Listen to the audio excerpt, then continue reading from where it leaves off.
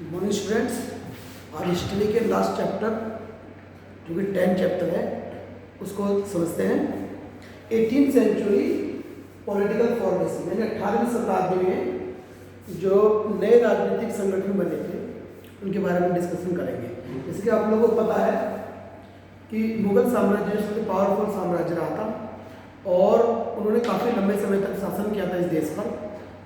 उसके बाद 18वीं शताब्दी के बाद ये मुगल साम्राज्य जो था ये पतन की ओर जा रहा था। उसका कारण था जो आखिरी शासक था औरंगजेब, उसके बाद के जो उत्तराधिकारी उसके हुए वो इतने पावरफुल, इतने स्ट्रांग नहीं थे जो इस मुगल साम्राज्य को संभाल सके। ठीक है, औरंगजेब जो था उसने अपने ज़्यादातर जो अपना फाइनेंशियल और जो आर्मी जो मिलिट्री थी उसने उसका बहुत ज़्यादा खर्चा कर लिया था। दक्कन में जब संघर्ष करते हुए वहाँ पर युद्धों में अपना काफ़ी पैसा बर्बाद कर दिया था, खजाना खाली कर दिया था। और उसके बाद जो उसका साम्राज्य था, जो मुगल साम्राज्य था, वो पतन की ओर जा रहा था। उसने जहाँ भी इसका साम्राज्य फैला हुआ था, जहाँ जहाँ भी इसके राज्य थे, उनमें जो उन्होंने मनसबदार नियुक्त किए थे, जो गवर्नर नियुक्त किए थे, उन्हें एक एक गवर्नर को दो दो पोस्ट मिली हुई थी, जिसमें फौजदारी और दीवानी दोनों ही पोस्ट मिली हुई थी।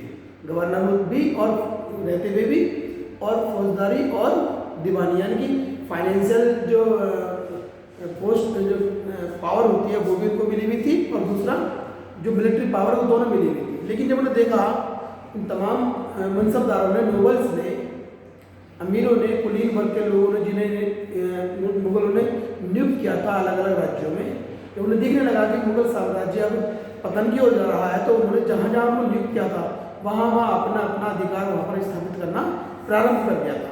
और इनमें जो मुख्य जो राज्य थे उनमें 3 मुख्य राज्य थे जो काफ़ी स्ट्रॉन्ग थे, जिनके बारे में हम डिस्कशन करेंगे। इसके अलावा कुछ और राज्य भी थे जो इंडिपेंडेंट थे, अर्थात जिन्हें मुगलों ने जीत करके उन्हें उनकी वतन जागीर उनको वापस कर दी थी, परंतु वो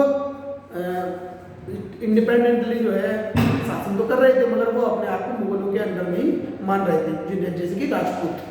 तो उनके बारे में डिस्कशन करेंगे। पहले बात करते हैं कि मुगल साम्राज्य जब पतन की ओर जा रहा था तो उसके कारण क्या थे, जिसके कारण वो बिल्कुल ही डाउन पर चला गया था। क्योंकि औरंगजेब के बाद जो भी बाकी उत्तराधिकारी जो संभाल नहीं पाए थे बाकी के मनसबदारों को, उनमें आपस में कंपटीशन होने लगा और सब अपने अपने जो राज्य पर जो है अपना कंट्रोल स्थापित करना प्रारंभ कर दिया था। दूसरा जो जैसे कि मैंने बताया उनका रेवेन्यू और मिलिट्री जो एडमिनिस्ट्रेशन सिस्टम था वो उनके अंडर में था, इसलिए उन्होंने अपने आप को वहाँ का राजा या किंग घोषित कर लिया था। और इसके अलावा कुछ और भी दुर्भाग्यपूर्ण बात हुई। तभी इसी दौरान जो है ईरानी जो थे, 2 ईरानी शासकों ने दिल्ली पर हमला कर दिया, जिनमें पहला नाम था अहमद शाह अब्दाली, जिसने दिल्ली को लूट लिया था और शाहजहानाबाद को पूरी तरह से बर्बाद कर दिया था।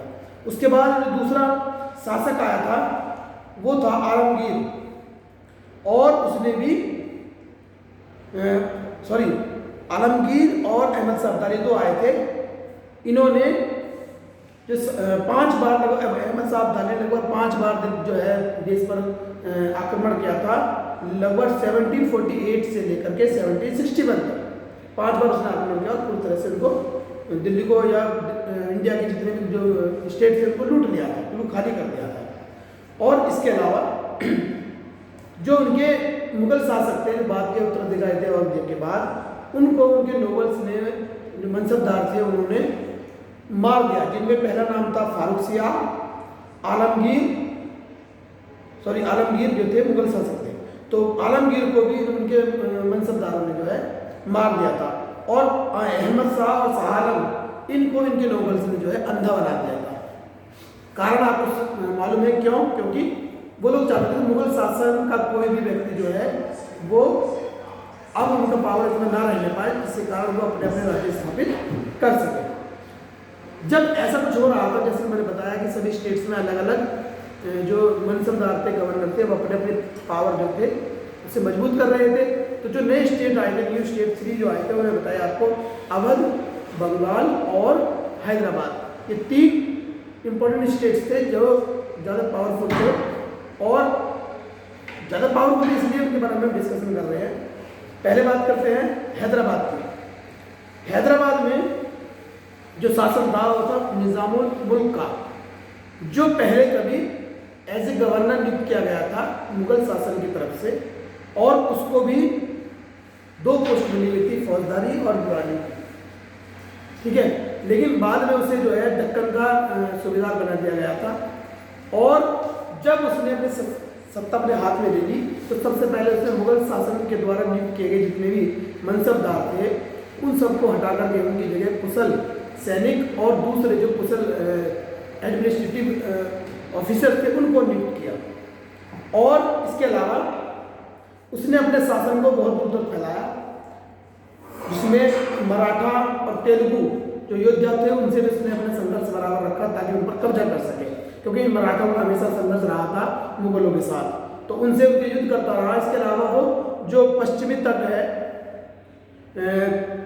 साउथ का जो तट है कोरोमंडल कोस्ट, जो कि कपड़ा उद्योग के लिए जाना जाता था, उस पर भी वो कंट्रोल करना चाहता था। इसके अलावा उसने अपने ज़्यादातर एडमिनिस्ट्रेटिव सिस्टम जो था, जो फाइनेंस सिस्टम था, उसने महाजनों को या बैंकर्स को महाजन के हाथ में ये सिस्टम दे दिया ताकि वो लोग जो है किसानों से, फार्मर से टैक्स कलेक्ट कर सकें, ठीक है। दूसरा नाम आता है अवध।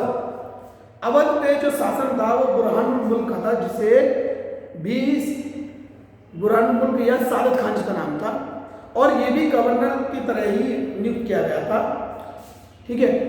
लेकिन बाद में जब इन्होंने लगने लगा कि मुगल शासन कमजोर होता जा रहा था, इसने भी अपना शासन वहाँ पर स्थापित कर दिया, अपने आप को वहाँ का सूबेदार नियुक्त कर दिया, क्योंकि इसके बाद में दोनों ही पोस्ट थी, वो फौजदारी और दीवानी दोनों पोस्ट उसके पास मौजूद थी।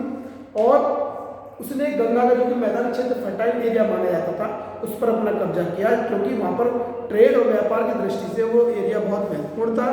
वहाँ से जो है वो जो रूट था नॉर्थ इंडिया और बंगाल के लिए जो व्यापारिक मार्ग माना जाता था, तो उस पर इसने अपना कंट्रोल करने की कोशिश की। और इसके अलावा उसने फाइनेंशियल और जो मिलिट्री पोस्ट थी वो अपने अंडर में रखी, और जो जागीरदारी सिस्टम था मुगलों के द्वारा जो जागीरदार नियुक्त किए गए थे उन्हें उनका ट्रांसफ़र कर दिया गया उड़ीसा में, ठीक है। उन्हें दूसरी जगह उनको कर दिया, उसकी जगह ट्रांसफ़र करने के बाद उसकी जगह दूसरे कुशल जो है अपने मनसबदार नियुक्त किए थे। और इसके अलावा जो फर्टाइल एरिया था, जो रोहिलखंड, जो अफगानों का रोहिलखंड था, वहाँ पर भी उसने अपना कब्जा जमाने की कोशिश की, अपना क्षेत्र विस्तार करने की कोशिश की। और कुछ जो स्टेट था, जैसे कि मैंने बताया कि वो महाजनों के अंडर में रहने लगा, अर्थात किसानों को यदि लोन चाहिए होता था या जमींदारों को, तो महाजन उनको लोन देते थे, मगर उसके बदले में वो टैक्स वसूल करने की शर्त रखते थे। अर्थात टैक्स वसूल करने का काम जो था या लोन देना था, तो उससे जो महाजन थे वो पावरफुल होते चले गए। अब उन्हें किसानों से टैक्स वसूलने में आसानी होने लगी, और दूसरा जो टैक्स नहीं दे पाते थे उनकी ज़मीनें भी हत्या लेते थे। इस प्रकार जो रेवेन्यू का काम था वो महाजनों के हाथ में आ गया। ये भी सेम कंडीशन उसी तरह से जैसे मैंने बताया हैदराबाद में, और बंगाल में भी कुछ ऐसा ही हुआ था। बंगाल में मुर्शिद कुली खान के हाथ में जो थी सूबेदारी थी, लेकिन सूबेदार ना होकर के वो नायब सूबेदार था, यानी डिप्टी गवर्नर। उसने भी मुगल शासक के जो जागीरदार थे उन्हें ट्रांसफ़र कर दिया था, ठीक है। उनकी जगह जो न्यू मनसबदार नियुक्त किए जो अपने हिसाब से उसने तय किए थे। और इसमें भी क्या हुआ था कि जो बैंकिंग सिस्टम था जो उस महाजनों के हाथ में था, वो सिस्टम जो रेवेन्यू सिस्टम था वो बैंकिंग सिस्टम बनाया गया था जो महाजनों के हाथ में था, यानी टैक्स वसूल करने का काम फार्मर से जमींदार से यहाँ पर भी महाजनों के हाथ में दिया गया। और जैसे कि मैंने बताया कि तीनों ही जगह सेम एक ही कॉमन बातें थी, तीनों ही जगह वो ये थी कि यहाँ पर तीनों ही जो थे वो मुगल शासन में के दरबार में कोर्ट में नोबल्स थे या सूबेदारी के पद पर थे, जिन्होंने बाद में अपने आप को स्ट्रांग बना करके उन तमाम जितने भी जो राज्य थे स्टेट, तीनों स्टेट के अंदर में जितने भी राज्य आते थे उन पर अपना कंट्रोल स्थापित किया।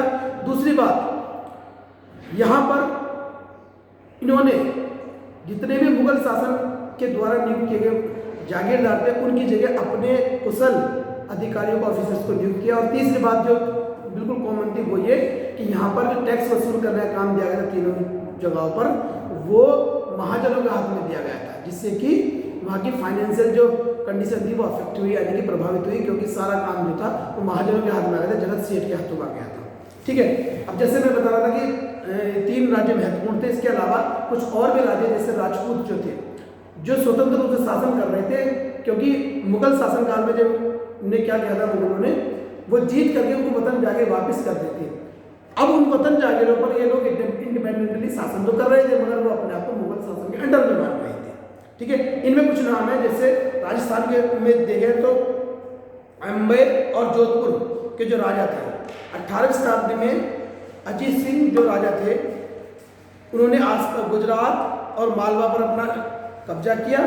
अजीत सिंह को जोधपुर के गवर्नरशिप मिली, और अजीत सिंह जो जोधपुर के गवर्नर थे, उन्हें गुजरात की गवर्नरशिप मिली, और सवाई राजा जयसिंह को अम्बेर की, यानी कि आमेर कहते हैं जिसको हिंदी में, आमेर की गवर्नरशिप मिली, मालवा की, अम्बेर के राजा थे और मालवा की गवर्नरशिप मिली। और इसके अलावा जो मैंने बताया कि दूसरे और भी संगठन थे जिन्होंने अपने आप को मुगल साम्राज्य के पतन के बाद स्ट्रांग बनाया था। उनमें मुख्यतः राजपूत, सिख, जाट और मराठा। तो राजपूत के जैसे बताया कि क्योंकि वो मुगल शासन के अंदर में कर रहे थे, इंडिपेंडेंटली शासन कर रहे थे, मगर अपने आप को मुगल शासन के अंतर्गत मानते थे। दूसरा नाम आता है सिख। सिखों ने गुरु गोविंद सिंह के नेतृत्व में अपने आप को तैयार किया, संगठित किया, और उनके संघर्ष जो थे मुगल और राजपूतों से बराबर चल रहे थे। उन्होंने खालसा पंथ बनाया। बाद में ये खालसा पंथ जो था ये और भी स्ट्रांग हो गया था, और इन्होंने अपने आसपास के जो क्षेत्र थे पंजाब में, सतलुज और यमुना के क्षेत्र पर अपना कब्जा बना के रखा। बाद में ये कमान जो थी बंदा बहादुर के हाथ में आ गई, और बंदा बहादुर ने गुरु गोविंद सिंह और गुरु नानक देव जी के नाम से जो सिक्के चलवाए, जिससे कि वो अपना स्वराज्य स्थापित कर सके। यानी वो ये दिखाना चाहते थे कि हमारा राज्य हमारे हाथ में है, ना कि किसी और के। तो सिक्के गड़वाने का मतलब यही था कि वो शासन जो है स्वतंत्र रूप से करना चाहते थे। इसके अलावा उन्होंने बंदा बहादुर को भी 1716 में जो है कैप्चर कर लिया मुगलों के द्वारा, और उन्हें फांसी की सजा दी गई। बाद में सिख जो है इकट्ठा हुए, और ये बंद या जिन्हें जत्था कहते थे, जत्था में इकट्ठा हुए, जो इनका दल बना वो जत्था कहलाता था। और बाद में मिसल्स यानी संगठित जो दल बना इन सबको मिलाकर उसे मिसल कहा जाता था। और ये लोग अमृतसर में दीपावली और बैसाखी के दिन जो सभी ग्रुप मिलते थे। इन्होंने एक प्रथा और शुरू की थी, राखी। राखी क्या होता था कि किसानों को दूसरे लोगों से सुरक्षा करने के बदले में ये उनकी सुरक्षा करते थे, और बदले में उनकी उपज का 20% जो था वो टैक्स के रूप में लिया जाता था, जिसे राखी कहा जाता था। ठीक है, मराठा जो थे शिवाजी के नेतृत्व में, शिवाजी ने कुछ योद्धा ग्रुप्स को इकट्ठा किया, जिनमें देशमुख जिन्हें कहा जाता था उनको इकट्ठा किया, और कुछ किसान थे जिन्हें कुलबीस कहा गया, उनको इकट्ठा करके मराठा पावर को तैयार किया, और मुगलों से उन्होंने युद्ध किया था। ठीक है, इसके बाद शिवाजी के बाद जो उनकी फैमिली का हमेशा से सुरक्षा करते आ रहे थे, उनकी सेवा करते आ रहे थे, वो चित्पावन ब्राह्मण कहलाए, जो बात जिन्हें पेशवा कहा जाता था। उनके नेतृत्व में जो है मराठा पावर बहुत स्ट्रांग हुई, और उन्होंने पूना को अपना राज्य बनाया, और दिल्ली और साउथ पर भी उन्होंने आक्रमण किया, ताकि अपने मराठा पावर को वो स्थापित कर सके। इसके अलावा जो लास्ट आता है वो जाट भी ऐसे थे जो स्वतंत्र रूप से अपने शासन करना चाहते थे, और उन्होंने मुगल साम्राज्य के पतन का भरपूर फायदा उठाया। चूड़ामन के अंडर में जो जाट थे, उन्होंने दिल्ली के आसपास के जो बीच के क्षेत्र थे, जिनमें वेस्ट दिल्ली और आगरा, इन क्षेत्रों पर अपना शासन जो है कब्जा कर बनाए रखा हुआ था, और इन्होंने बल्लभगढ़ और पानीपत को एक ट्रेडिंग सेंटर के रूप में स्थापित किया। जब अहमद शाह अब्दाली ने दिल्ली पर हमला किया था, तो वहाँ से कुछ रिफ्यूजीज जो थे वो यहाँ आए थे। उस समय यहाँ पर राजा सूरजमल का शासन था, जिसने उन तमाम से रिफ्यूजीज को जो है शरण दी थी, शेल्टर दिया था। और इसके अलावा उन्होंने जो जाट जो राजा थे, उन्होंने अपने आप को स्वतंत्र घोषित किया, अपने आप को मजबूत किया। उन्होंने अपने कल्चर में भी जो आर्किटेक्चर थे, आर्किटेक्चर में भी उनका बड़ा जो इंटरेस्ट था। उन्होंने कुछ किले भी बनवाए, जिनमें भरतपुर में एक किला है जो ट्रेडिशनल इन नेचर में बना हुआ है, यानी कि प्राकृतिक रूप से उसको बनाया गया था। इसके अलावा डिग फोर्ट था जिसमें गार्डन और पैलेस यानी कि महल और बाग बनाए गए थे, और उसमें जो शैली इस्तेमाल की गई थी वो शाहजहाँ के जो विचार थे, जैसे शाहजहाँ अपने महल को बनवाते थे इस तरह उसी स्टाइल में इन्होंने अपने महल को बनाया, इसलिए महल के आगे बाग बगीचे भी लगवाए गए थे। ठीक है, ये चैप्टर आपका बहुत बड़ा था बेटा, इसलिए शॉर्ट में आपको समझाना पड़ा। ये हिस्ट्री का चैप्टर जो है आपका समाप्त होता है, और इसके बाद हम ज्योग्राफी के बारे में बताएंगे, वो नेक्स्ट वीडियो में बताएंगे। इससे जुड़ी हुई कोई भी आपकी क्वेरी हो तो आप मुझसे कभी पूछ सकते हैं। Thank you.